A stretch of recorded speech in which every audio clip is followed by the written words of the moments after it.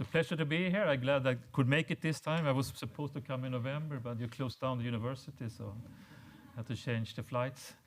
So, Darwin's finches and Atlantic herring will be tomorrow. So today it will be domestic animals. So I start with this picture here, which is about domestic chickens, and the red jungle fowl, just to illustrate this amazing diversity that we have among our domestic animals that have been accumulated over the years since domestication.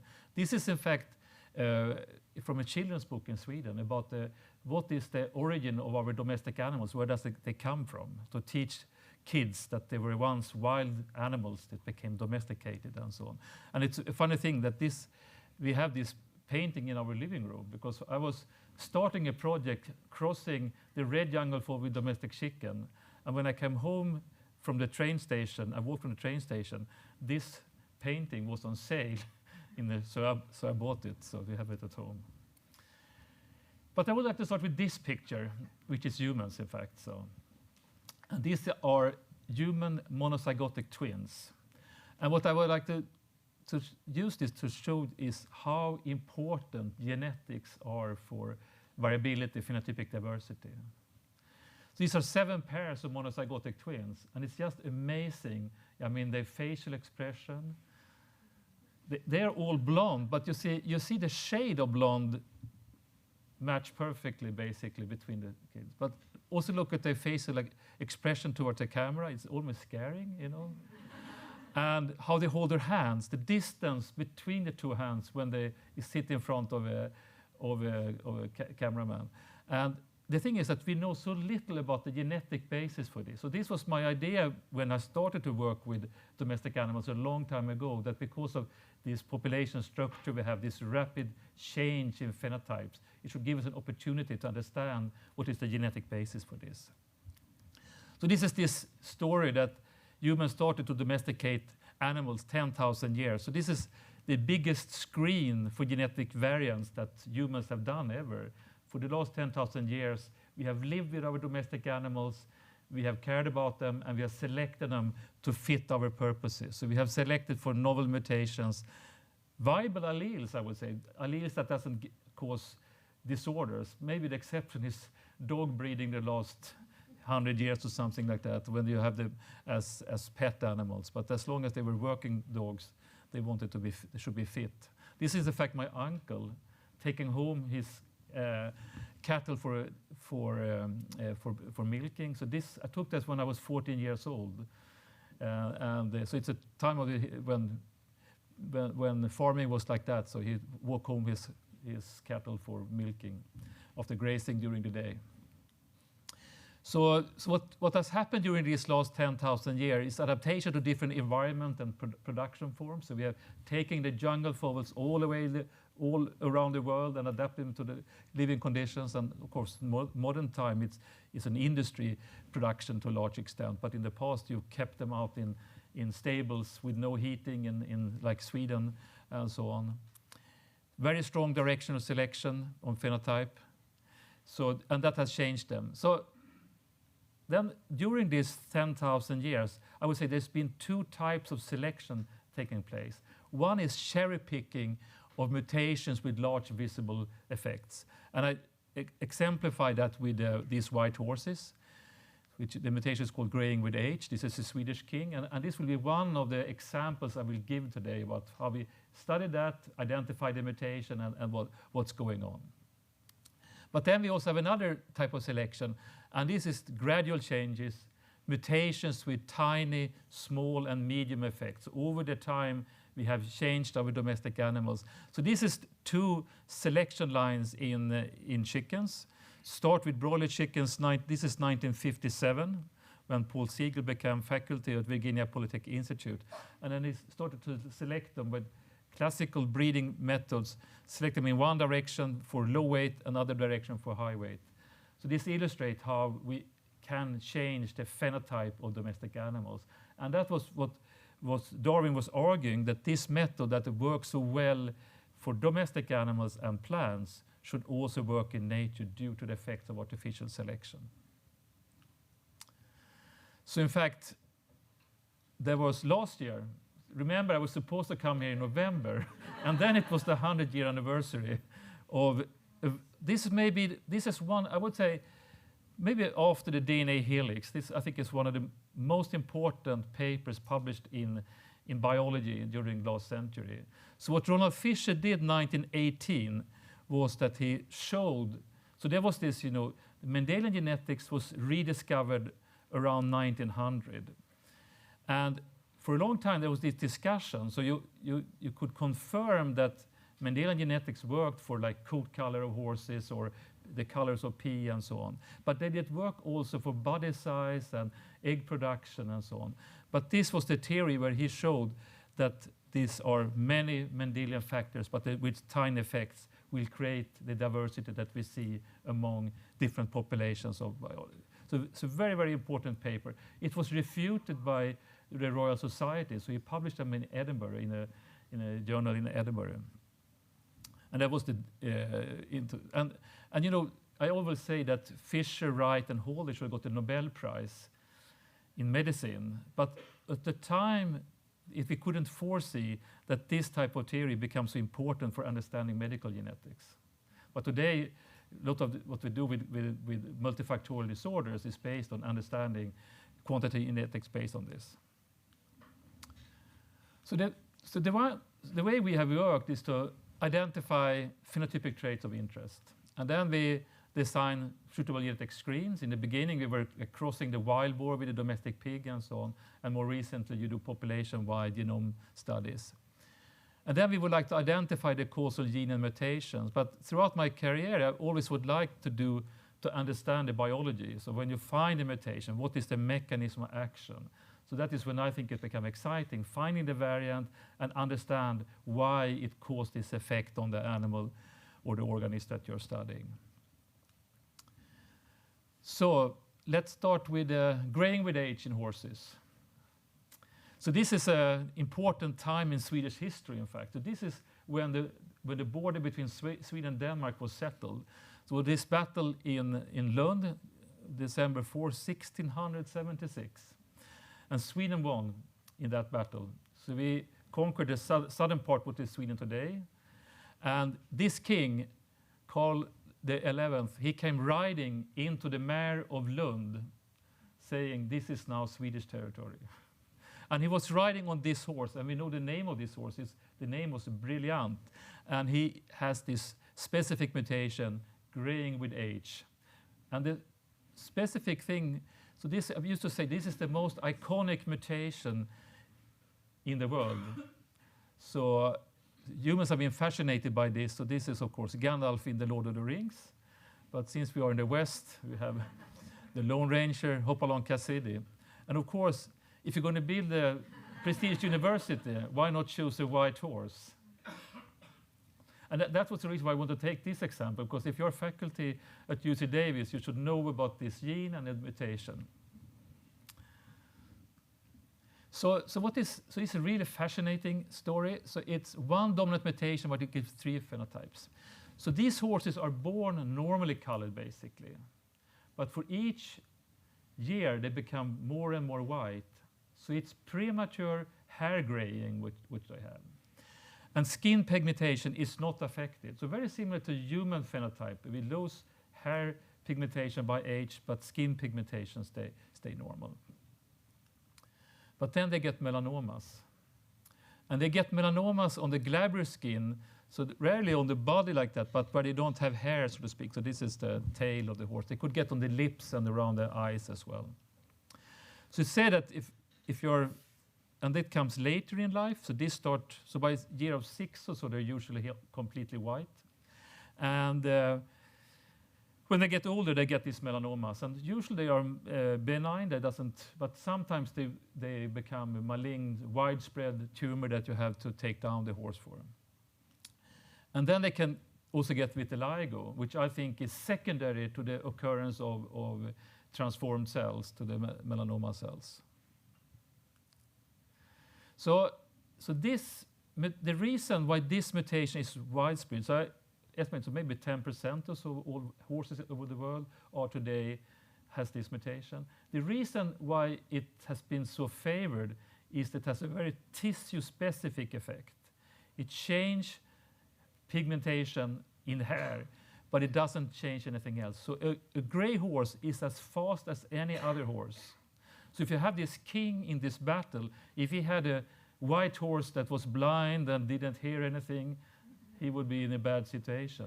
But this horse is beautiful, but it runs as fast as anyone else. And also that gets melanoma, I often get this question, is it because they are sensitive to sunlight? No, and the reason why, if you shave this horse, it's completely black. So completely black skin underneath, maybe even darker than a normal horse. And I will come back to that later on. So this is very popular, in fact, in the Middle East. So these are like Bedouins, so they are black skin and they have white coat that reflect light. So it's never been proven, but I wouldn't be surprised if there are better stamina under very hot sun conditions. So we mapped this locus to a region on the chromosome. So this is the chromosomal region, and basically all white horses that we have tested, thousands of white horses, they share identical sequence across this region which contains 4 genes, so 350,000. So this is what we call a selective sweep signature.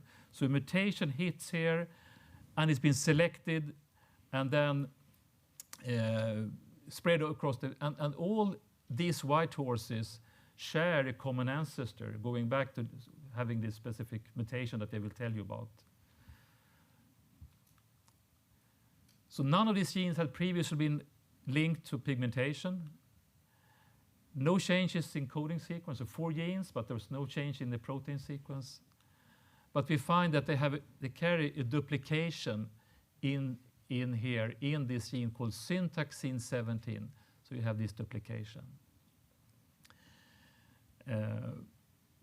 And every white horse has exact that duplication. So how old is this mutation? Well, so the oldest record I've been able to find is this Greek historian Herodotus that describes that the Persian emperor Xerxes kept sacred white horses about 2,500 years ago. So this is the apocalyptic rider on the white horse in the 7 seals, the New Testament of the Bible. And that first rider ride on a white horse. If you come to medieval Europe, you have white horses everywhere.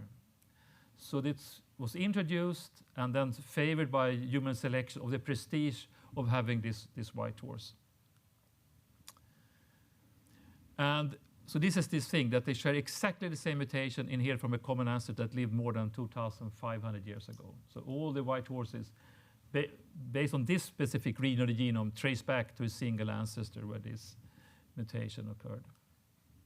This is another painting about these 4 horsemen of the apocalypse, so representing the conquest on the king on the white horse, the war, which is on the red horse, the chestnut horse, and then famine on the black horse, and then the pale horse, where death is coming. So what you see here is, this story is that coat color was selected very early during domestication. So 2,000 years ago, the basic colors of horses were established already. And you could do the same thing about color in sheep, for instance. Black sheep and white sheep were present at that time already. So that is something I argued for a long time, that early during domestication, humans cared about the pigmentation of our domestic animals and selected mutations underlying pigmentation. So then it is this question. So a duplication is when you have an extra piece of DNA. So this is within an intron of a gene that has never been implicated in pigmentation. So why should this have such a dramatic effect? So there's nothing wrong with the coding sequence. It's just I have one extra copy of this piece of a fragment.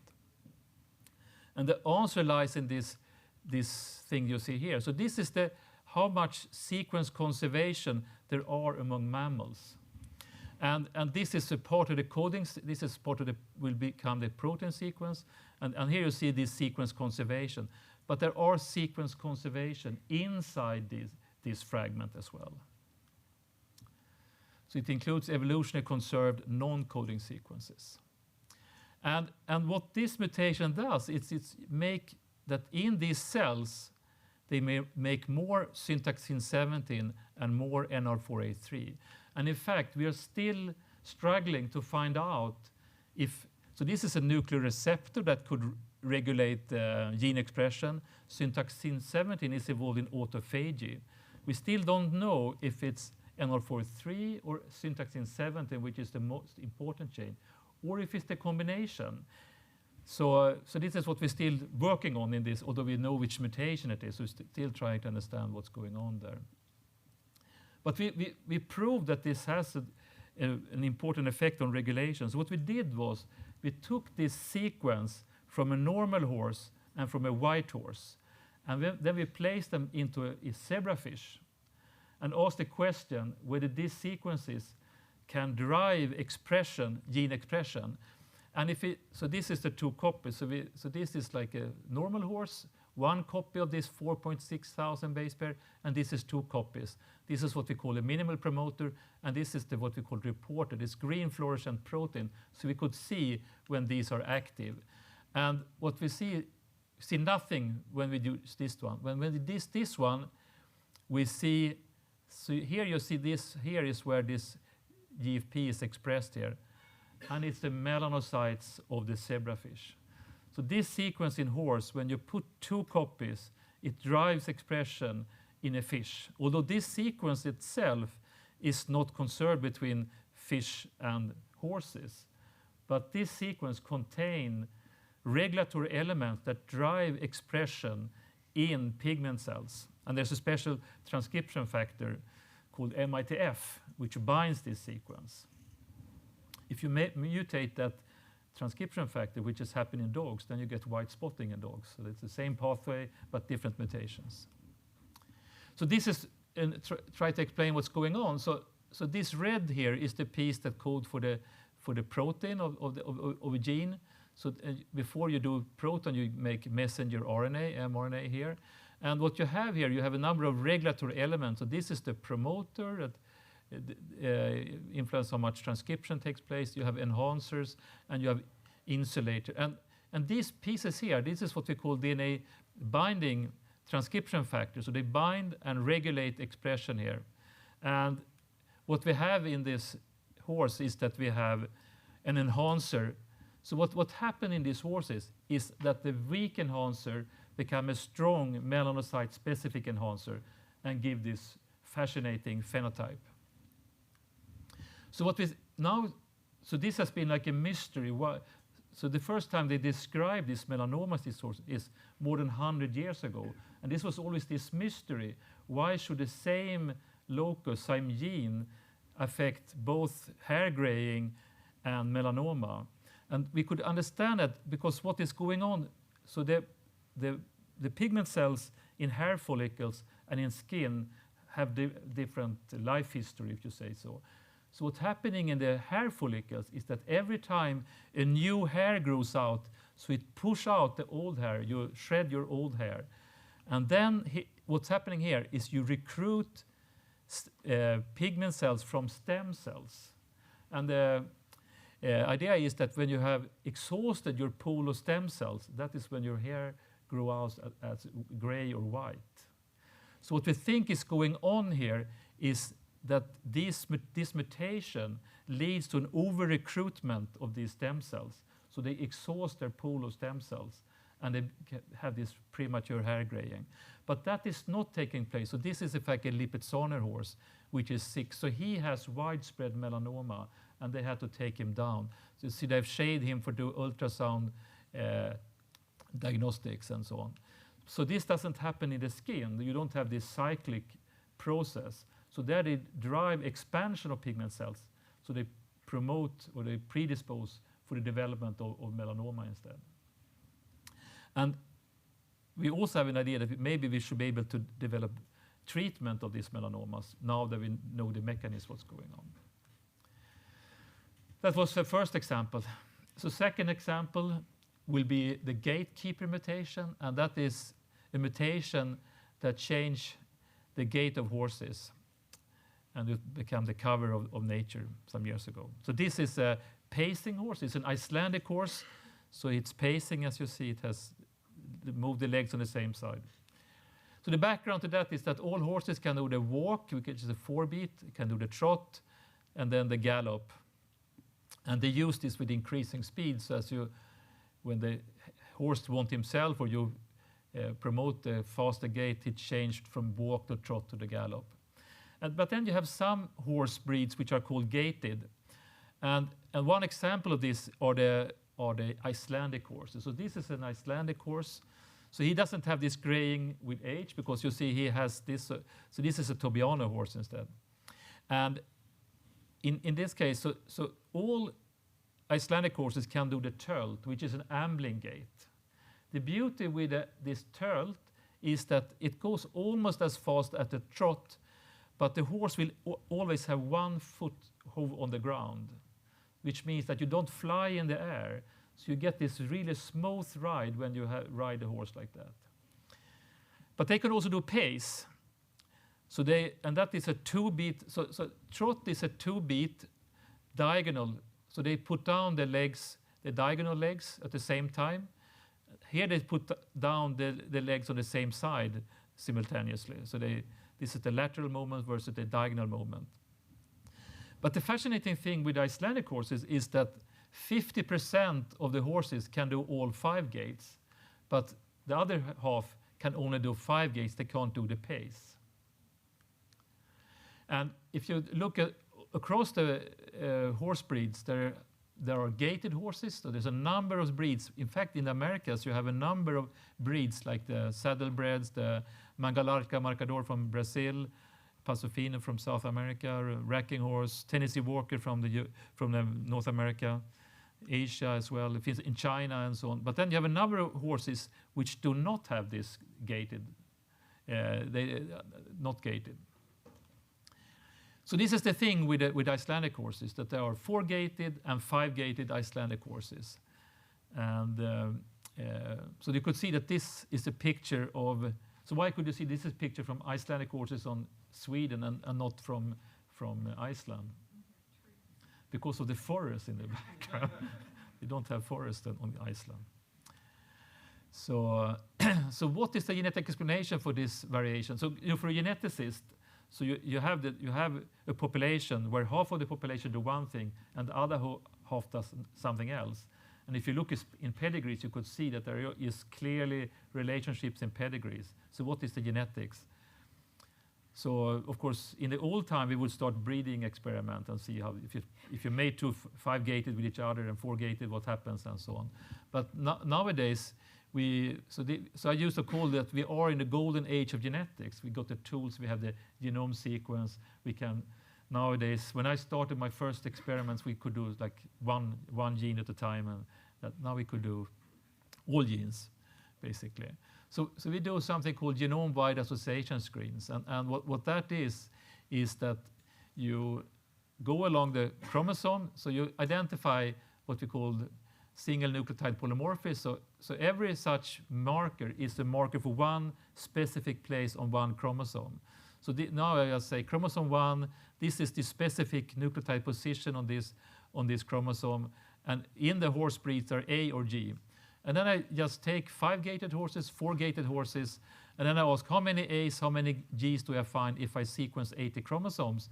And in this case, you see it's very, very similar frequency. Then you calculate the probability to get this by chance, and then you plot it on the chromosome. So this is chromosome 1, and this is just noise that you see here. But if you do it like this, then you would see, so this is noise down here, and this is a signal here. So in our case, we were very lucky. It was one single marker that showed these signatures. That was a clear difference. So something in this case that we took the 5-gated, 78 chromosome was A, 2 was C, and here they were an even frequency. So what that tells us is either it's an artifact, which we first thought, this can't be like this, just one marker. So you need to be very careful and check the data, but it was true. And what that means was that this genetic marker in itself has nothing to do with gait, but it's in the vicinity of a genetic change that have an effect on gait. And then we identified the mutation. So what you did when you see that signal, you decided to sequence one 4-gated and one 5-gated horse, and then scan that region, and we found the mutation very rapidly.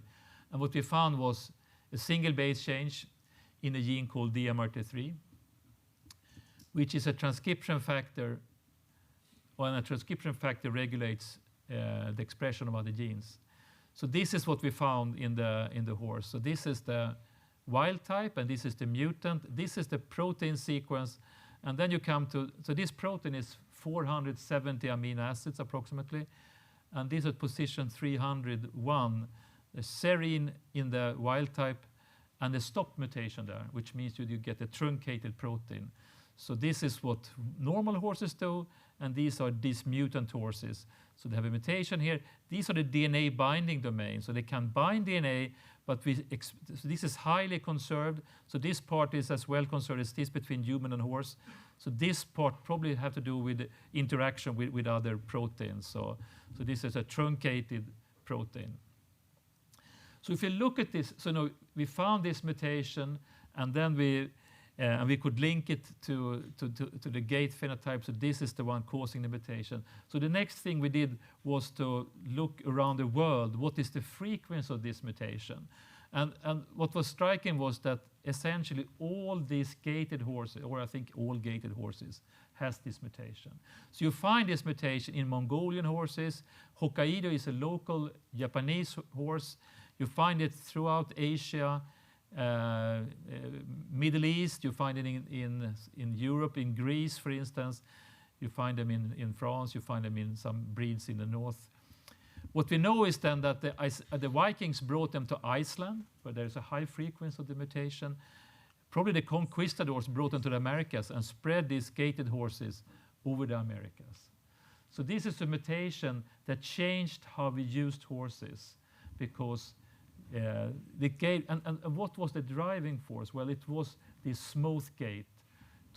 If you're going to spend half your life on a horseback, to be riding, so it's claimed of, for instance, some of this Paso Fino breed from South America, Peruvian Paso, for instance. So the saying is that you should be able to ride this horse, a sword in one hand and a glass of wine in the other hand, and without spilling the wine. So smooth is the gait. In fact, in the US, you have American standardbred horses, which are used for harness racing, and they are all homozygous for the mutation. And what is interesting is that, so what the Icelandic horse do, they do pacing. So they do they pace, but these are trotters, and they are both homozygous mutants. So that means that the consequence of this mutation varies between breed, because how you've been selecting on genetic modifiers. So this was once upon a time, it was the same breed, but then they recognized that some of these horses prefer to pace, and then they split the population. So now there are two subpopulations. I think they're still called the same breed, but they're pacers and trotters, and they don't compete against each other. So this is our model. So what we think that this mutation is doing, it allowed the horse to make these alternative gaits, both the tölt. So in fact, Icelandic horses, to tell you, is that it's sufficient to be heterozygous to do this, to be 4-gated. But to do the pace, they need to be homozygous for the mutation. They need to get the mutation from both parents to show that phenotype. And then, so why do the trotters have this? Well, because every horse can trot. But what it does, it inhibits the transition from trot to the gallop. So you could have these horses that trot at very high speed without falling into the gallop, because that is not allowed when you race that type of races. So then there's this question. So I told you that the gray mutation at least 2,500 years old. So how old is this? So when we were going to publish this, I was looking for pictures to have on the cover. And so I was Googling pacing horse. So this was one of the things which came up.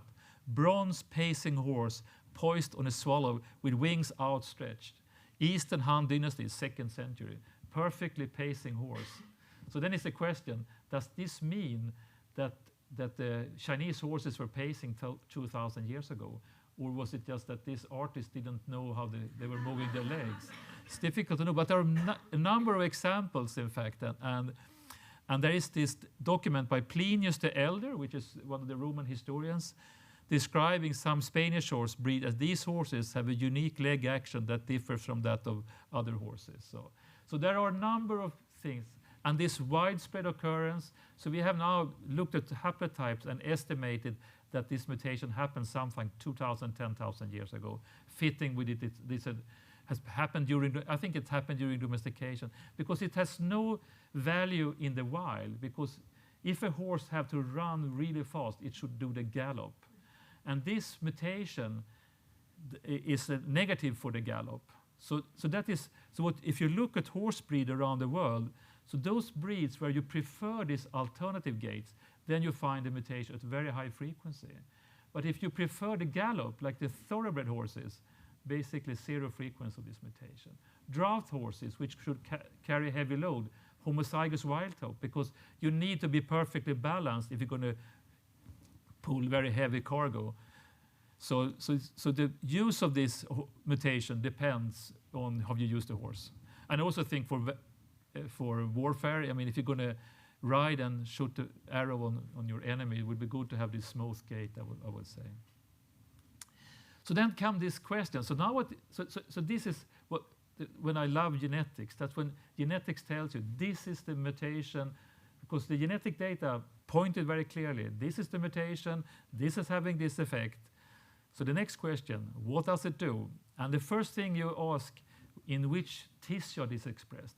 If I had found that DMR3 is expressed in the skin, for instance, or in kidney, I'd be very suspicious that I'm really looking at the right gene, because why should a gene only expressed in kidney change the gait of horses? But DMR3 is expressed in specific neurons in the spinal cord. And these are so-called, they are it's a very specific group of, this is this DI6 here. So these are different transcription factors, which are markers. So this is a cross-section of the spinal cord, so different populations of neurons in the spinal cord, and they are characterized by different transcription factor expression. And here you see, so these cells express PAX7, this PAX2. Here is the DMR3 neurons coming up. So they overlap with PAX2, for instance, here. You see, so very specific neurons. And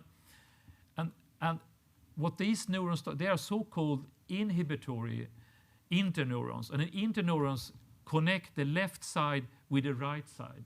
And these neurons have direct connection with the motor neurons that is controlling muscle contraction. So they have a perfect expression pattern for regulating limb movement during locomotion.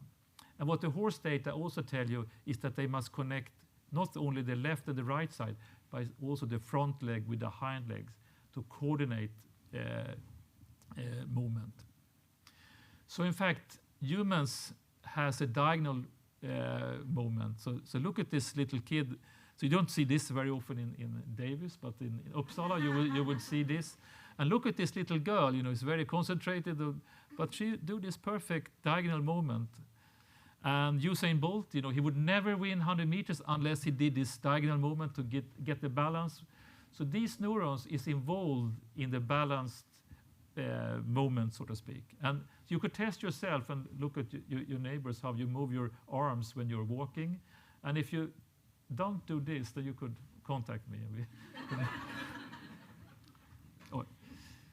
All right, final story. So now is what I think is a very exciting question. What is the genetic basis for domestication? So that goes back to, so these are examples.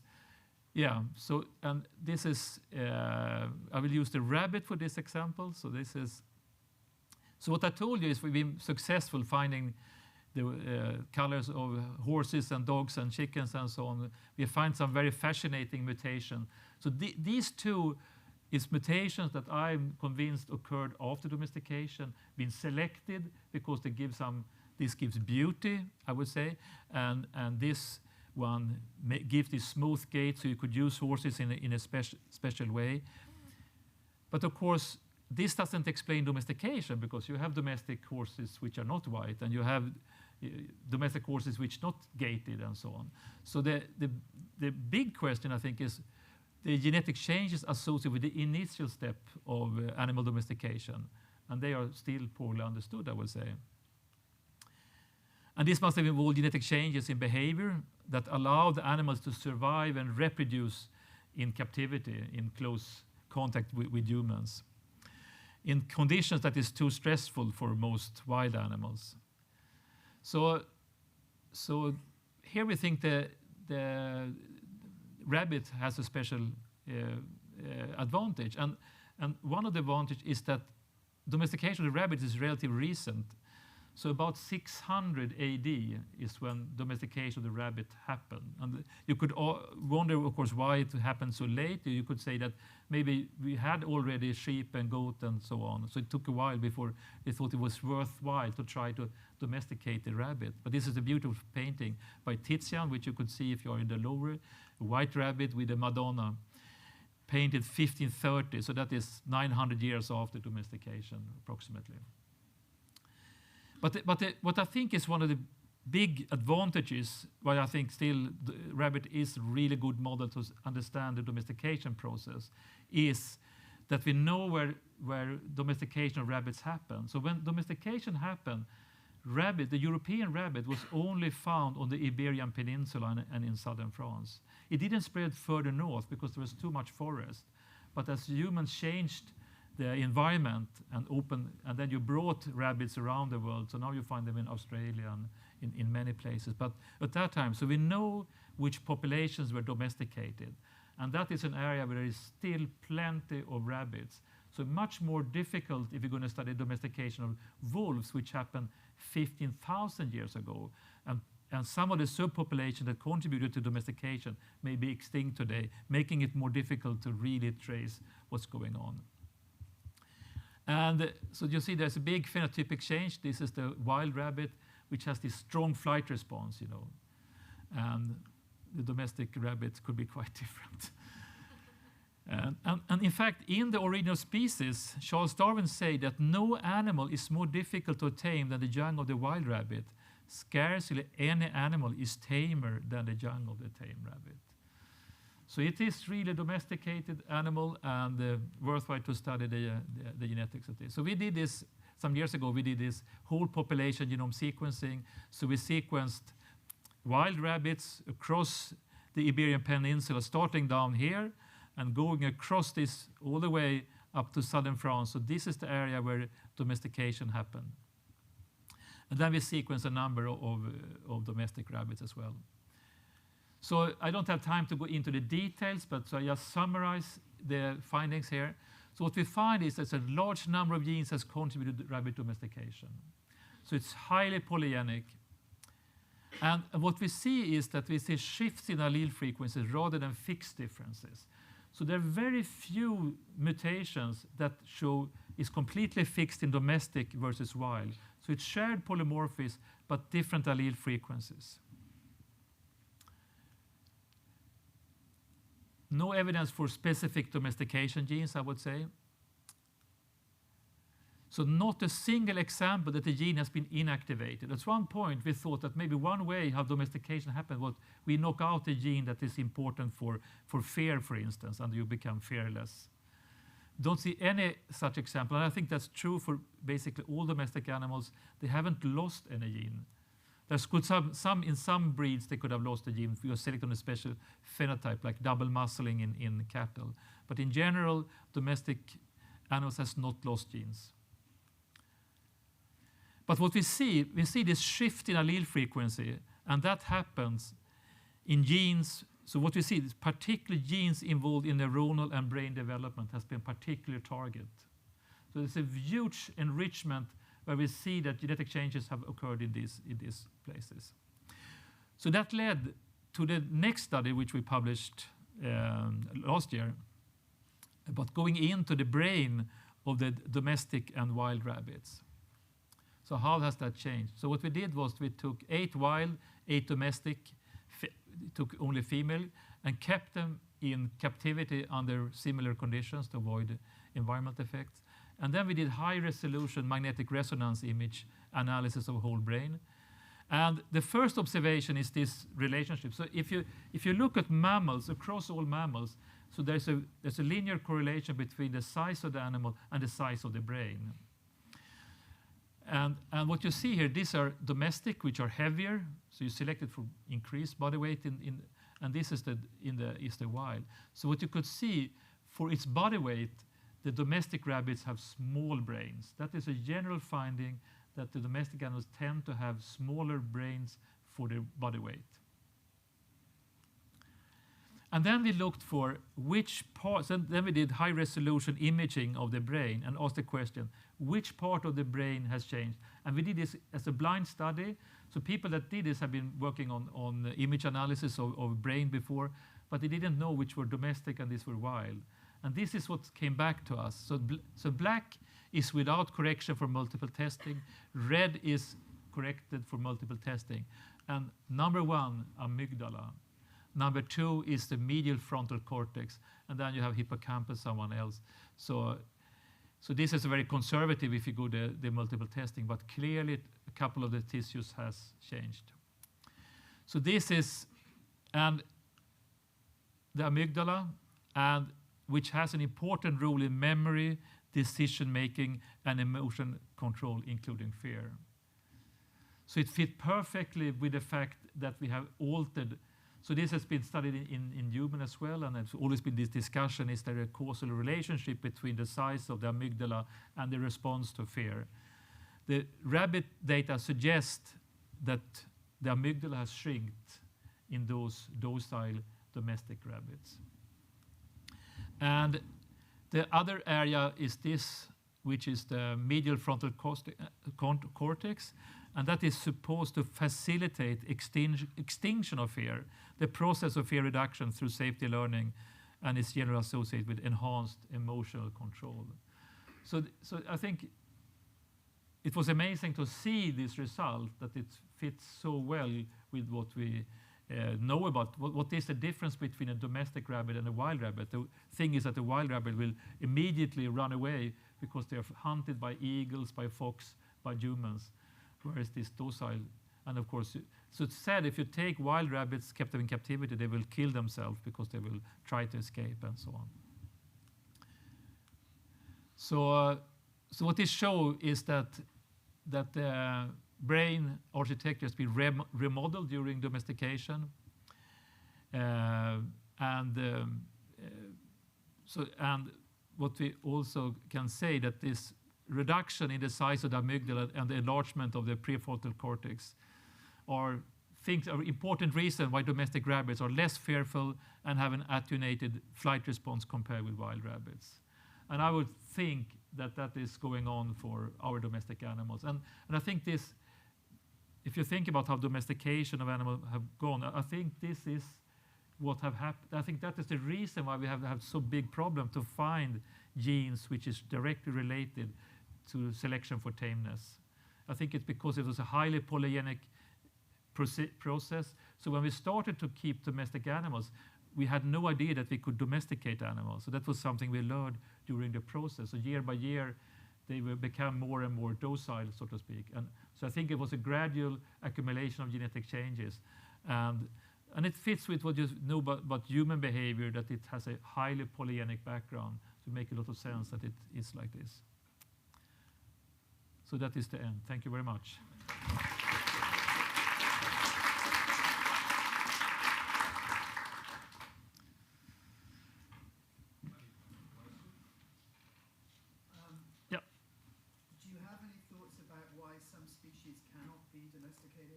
Why can't I ride a giraffe? Have you read Jared Diamond? No, because he take up that. So he discussed whether there are species which cannot. So zebra is one of the species that people say could not be domesticated, and so I'm not sure. I think there's a variation between species. I think there is variation between individuals. So I'm a bird watcher. And so what you experience when you're watching animals or birds is that how close you can come to it varies between individuals. Sometimes you find this individual that is much easier to interact with than with others. So I think it's also motivation. Why should you domesticate a zebra when you have a horse? So what does the zebra does that the horse do not, and so on. And I think the rabbit is a good example. So what Jared Diamond writes in one of his books is that those which have a very strong flight response cannot be domesticated. But the rabbit is very much against that. So the rabbit has a very strong flight response. So at some point, people were keen to have domestic rabbits, and I think it was a gradual process. The Romans started to keep rabbits. They brought them into enclosures, and so, but they never become domesticated, so to speak. But that happened later on in France. So I think it was a gradual process where they become more and more used to living in captivity and so on. And the ones that couldn't make it was lost. So classical selection. So I think it partially depends on your degree of motivation, I would say. Selecting the right individuals. Data from the foxes, fox experiment, the breeding experiment in Russia, and domestication and brain area? Yeah, so what is a specific question? What? So is there a correlated phenotype in the foxes that have been bred? I don't know if they're Arctic foxes. Now, By the Russians. There's fur foxes. So it's the red fox, but it's a blue silver fox that has been. So they were first used for fur production, and then they brought them in to Novosibirsk and did this breeding experiment, selecting for tameness, and then they selected for aggressiveness, so the one which bites you, those which are licking your hand, and so on. And what when they did that, they saw this correlated response. So they see white spots coming up, and they saw curly tail and things and so on. And people have been arguing that a lot of the phenotypic shift that we see are byproduct of selection for tameness. I'm very critical to that because there's one experiment, and the question is how unbiased was the selection? Because you're going to take a decision when you put in your hand, your glove in that, you should take a decision if that's a tame fox or not. And if that has a white spot on your head, and you know that these dogs are, so how unbiased are you in the selection process? So what I would say, those correlated responses need to be validated by breeding experiments and to show that there's a causal relationship. That has not been done. So in fact, one of the things in this paper, the first paper, the genetic story, we argued that we didn't see any enrichment of pigmentation genes. So what I should explain for the rabbit story is that what we did there was we looked at all rabbit, all the 6 rabbit breeds against all wild, so to speak. So we looked what was shared between all rabbit breeds, because if you go into one specific breed, then you will see they carry mutation in some coat color gene and so on. But as a group, they don't differ in coat color genes compared with the wild. So my argument is that the most important reason why the coat color changed over domestic animals is because humans like diversity. We like these white horses. We like these dogs with spots and marks and so on. We care about it. And we've been doing that for thousands of years. That's what I think. I don't think it's a byproduct of selection. Yeah, maybe over there. I'm wondering, compared to plants, your rabbit example, I'm wondering the lack of differentiation is because you have wild and domesticated populations that are sympatric. And that will prevent the strong differentiation between the two because of interbreeding.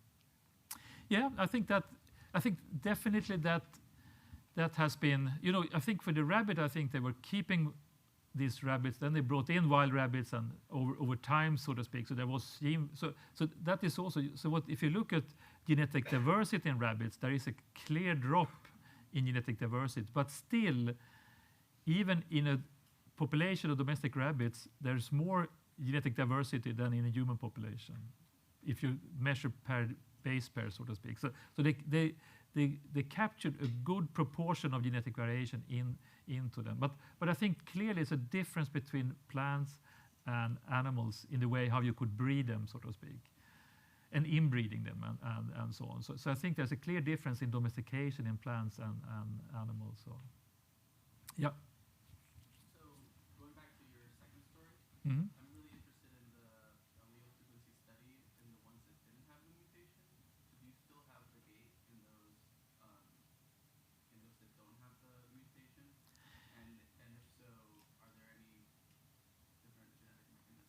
So essentially, those which doesn't have the mutation, they don't show ambling gate, this alternative gates. I think there's maybe some exception that there's some breed that, but I think they are exception to the rule basically. So it's a fantastic correlation between presence of this mutation and the presence of gates. So and I would say in all breeds where this mutation occurs, it's always the most important variant affecting the gait of horses. But then you have modifiers for sure.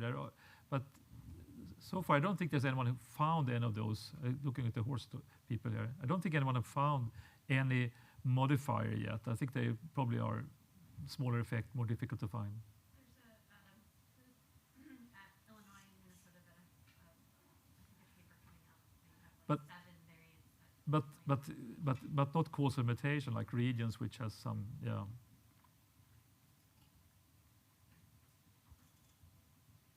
Yep. So, are you going to try, is anybody trying to do a direct genetic modification approach to prove the causality of CRISPR in a horse or something like that? See if you can change gaits by introducing mutation? No, I mean, I would like to, we have needed to do it in mice, I would say, to see. So there's an interesting story so in fact, in this paper where we published the gait mutation, so if we find the mutation, we know that this is the gene. So then there's the question, what happened in the mouse if you knock out this gene? Turn out there was a group, I think they were at Stanford, which knocked out the gene. And what I didn't have time to tell you is this belonged to the DMRT double-sex minute family. So they are transcription factors. So DMRT1 is critical for normal sexual development. Mutation that gene leads to defects in sexual development. DMRT is probably the sex-causing gene in birds. So everyone thought, so what happened during vertebrate evolution, that this transcription factor gene became 3 copies, 1, 2, and 3. Everyone thought that 2 and 3 also has a role in sexual development. So you make a knockout mice and you look at reproduction and it's fine. So what do you do then? Well, you do something else. This is always this boring thing. You make a knockout and you don't see anything, right? They saw a little bit, they have teeth, overgrowth of teeth. But the reason why we learned about it was that we found a paper they published, because then what they did was they deleted one of these super conserved elements, non-coding element. They deleted that in the vicinity of this gene, and nothing happened again. So they would say, but if you mutate a gene, the same, nothing happens either. So maybe that's. But the thing is, they had no clue that it has to rule with control of locomotion. So we contacted them. We got the mouse into Uppsala, and we put them on a treadmill, and you see immediately that they have. So they can, So the thing is that what we did, phenotypic characterization, was that their coordination of limb movement was very, very uncoordinated at birth. But at birth, the mouse is just lying, waiting to grow a little bit, and then it learned to walk. So if you just watch it in the cage, it looks fine, even without this gene. But when you put it on a treadmill, it cannot keep up when you increase speed. So it has a very clear effect on control of locomotion. And that is the problem when we do our mutation. If you don't know what you should look for, it's very easy to miss a phenotype, unless you get something very obvious, but in this case. So. I think it was back there. Yeah, but I want to come back to the comparison with plants and animals, and you stressed the importance of aesthetics in early domestication. And I think of the plants very nice cases too. I work on potatoes where there's a lot of variation, colorful variation in native potatoes in the Andes. And biological scientists have for years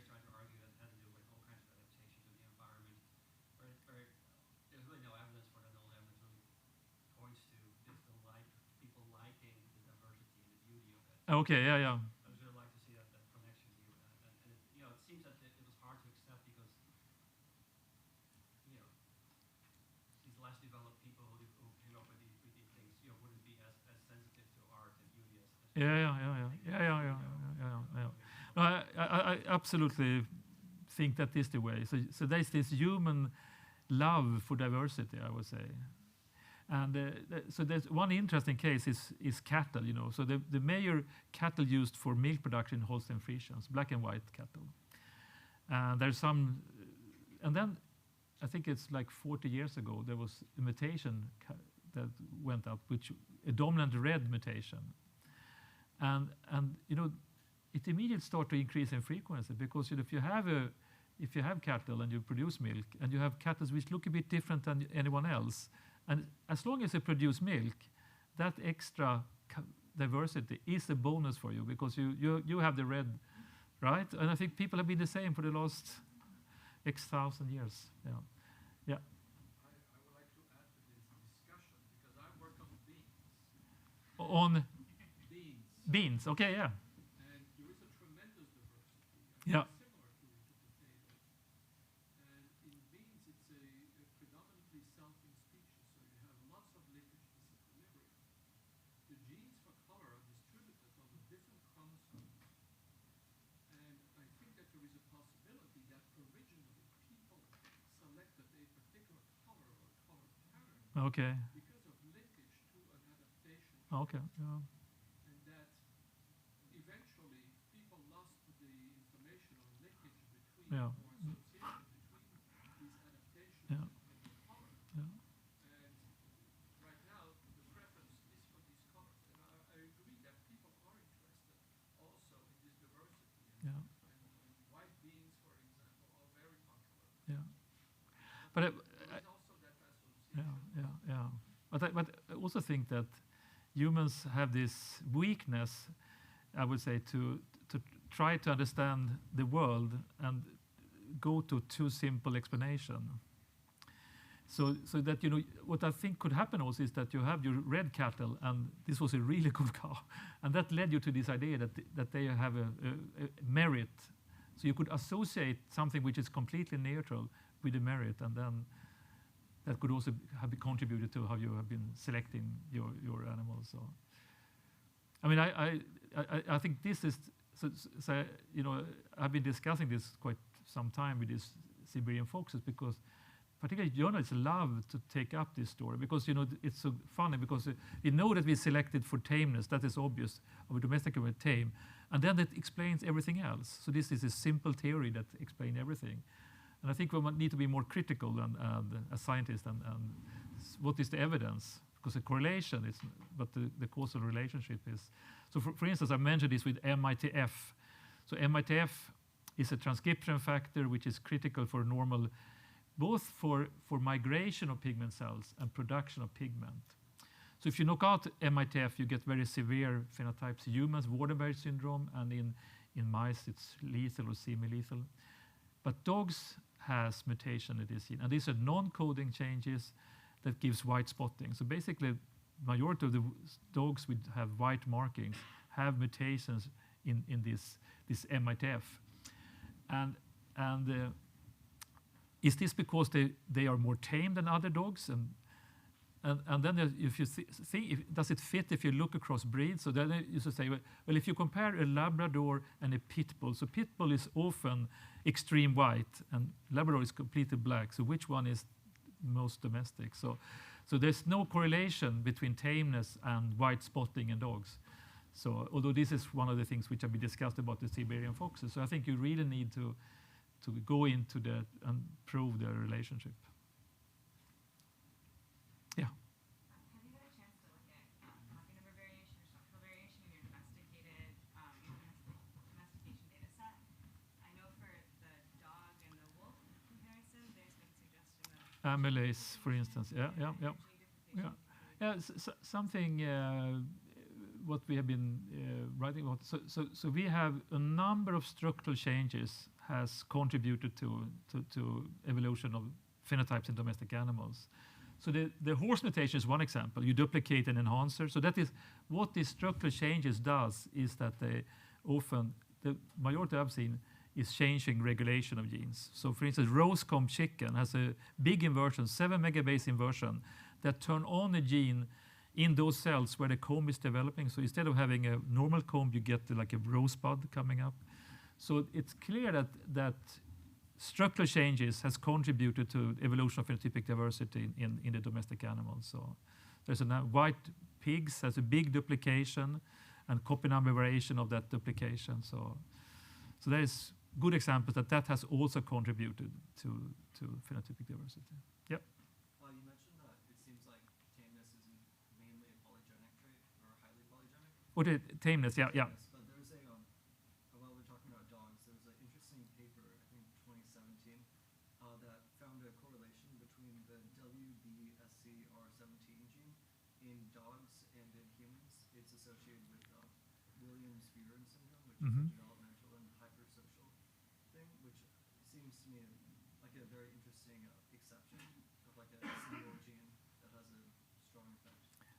Does it have a strong effect in dogs? This paper argued it does. And what was the evidence? I'd have to go. Yeah. I mean, I think it's been difficult to nail down these changes in. So I mean, the thing is, you do these screens but so I think it's important to nail down the relationship to behavior, and often you need segregation to see that it's really linked to that specific effect. So a shift in allele frequency may not be sufficient. So, I mean, essentially most of the genes in our domestic animals do very similar things as in humans, but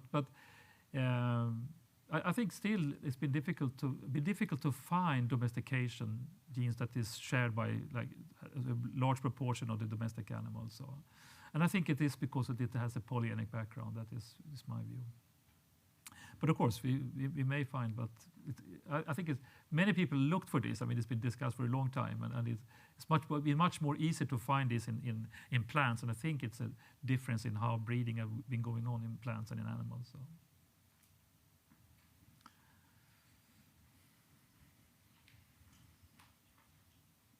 Okay.